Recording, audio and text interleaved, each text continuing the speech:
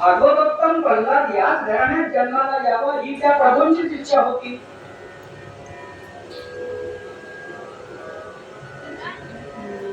इकडं हिरण्यकश्यपूच्या मनामध्ये असं आलं की आपण आता रानावनात जावं आणि भगवंतांची तपश्चर्या करावी.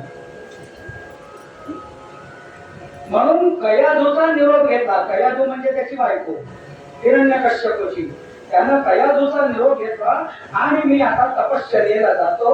म्हणून हिरण्यकश्यपू रानावनात तपश्चर्ये करता आला खरा,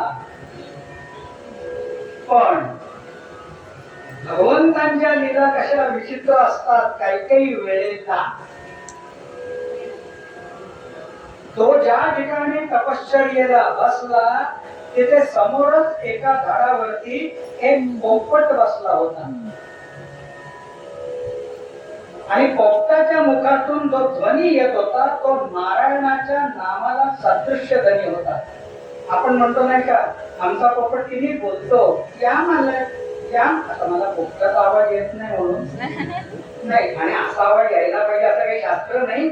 एकदा मुलगा मुलगी लग्न ठरवायचा कार्यक्रम चालला होता आणि मुलीकडचे लोक सांगत होते, आमच्या मुलीचं नाव मी घेत नाही, तर कोणतरी असायची, उगाच माझी पुण्यतिथी व्हायची, त्यांचा जन्मनी माझ्या पुण्यतिथी. आमची बनिकिनी, बनी नाही ना कोणी नाही, आमची बनिकिनी तिची चाल हरणासारखी आहे, तिचे डोळे हरणासारखे आहे, त्याच्यानंतर तिचा स्वर कोकिळेसारखा आहे, त्याच्यानंतर ती इतकी गोड गाते की काही म्हटलं तिच्यात माणसाचे काही गुण आहेत का. काही घरांमधून आपल्याला हे दिसून येत.